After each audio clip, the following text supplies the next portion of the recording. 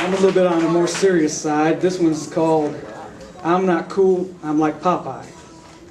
My wife and I were talking the other day, contemplating the deeper things of life. I told her, I'm so glad I have come to the place in life that I don't have to prove anything to anybody.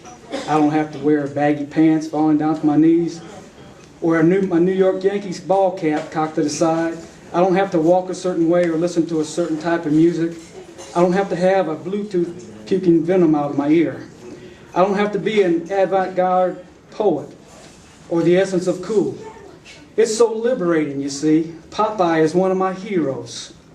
He's so profound. Popeye says, I am what I am, and that's all that I am. Popeye should have been in the Philosophical Hall of Fame. I worship God by the dictates of my heart and not by the politically correct side of the mainstream. And I might not be politically correct, but I don't have to be, because Popeye is one of my heroes. I am what I am, and that's all that I am.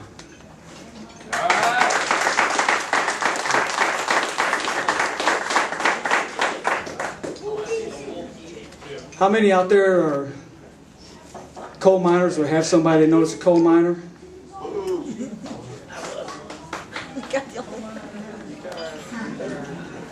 I'm going to dedicate this one to all the brave West Virginia coal miners. It's called Coal Man. A gruesome pendulum of time swept across his face. Each line told a story unknown to anyone but himself. His hands spoke loudly of who he was. Black fingernails, smudged black face like vaudeville actors, all washed off in the evening. Hands of steel, face of coal. He worked the high coal like his father and his father before him. Black blood flowed in veins where red should have been. Life reverberated in the coal camp until the cave-in horn sounded. Then panic and chaos and black smoke belched from the shaft.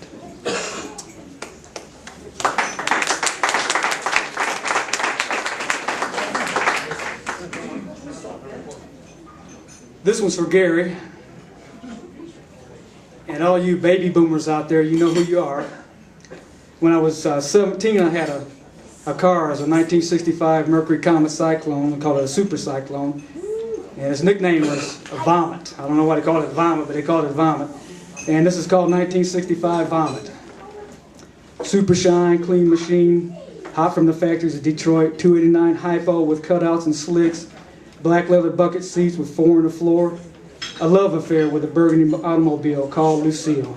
She'd come off the line like a scalded dog, smoking tires, fishtailing and squealing in all 4 gears. A fine piece of Motown machinery. I cruised the street drag strips, dusting off everything in my class. They were sucked up my tail lights, my tailpipes. Usually by 10 Carlings, I'd shut them down. Deep dish, triple plated chrome rim, reverse rims, so shiny you could use them to shave with. Big tires sported on the rear end with shackles. Tiny tires on the front end looked like a dragster. Cruising the hops in town or running down Bloody Telegraph in Detroit. Stoplight to stoplight, the race is on, banging gears into the midnight hours. That 1965 Mercury Comet was a work of art. 3 bullet gauges mounted on the dashboard. The AM radio was tuned to CKLW, blaring the latest of Motown, soul, and top 40. Oh yeah, sweet so sweet with your pedal to the metal, 120 mile an hour down a straight stretch of deserted highway, sliding along like a winged angel on high. They don't make cars like they used to. By the way, I'm not advocating driving at 120 mile an hour either. We were young and stupid at one time.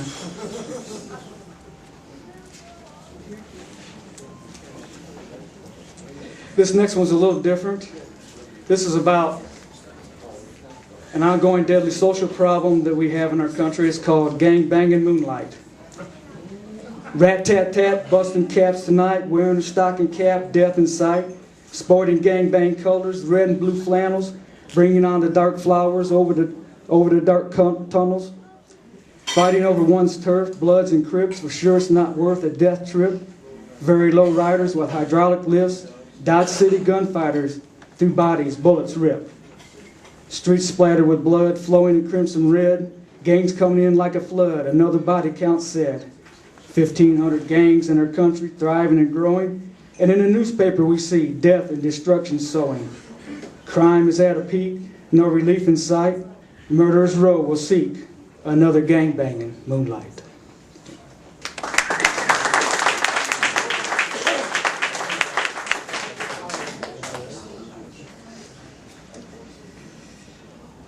This is about a little bit about the Iraq War.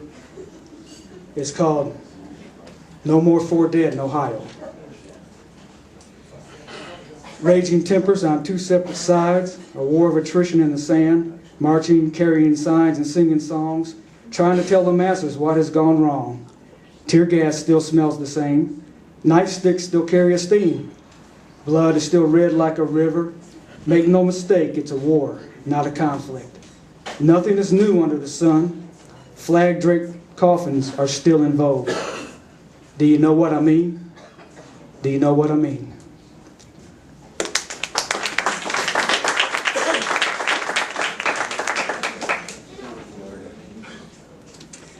I'll read one more, then I'll close it out with this one.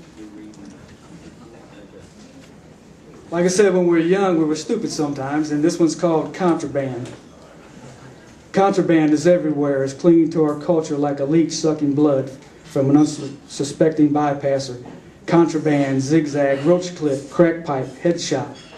The language may have changed, but the contraband is still there.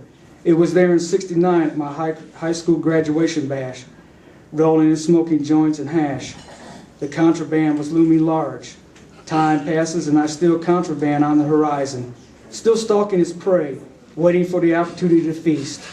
Now in the autumn of my years, contraband is just 20/20 hindsight. With young arrogance I partook, with wisdom I abstain.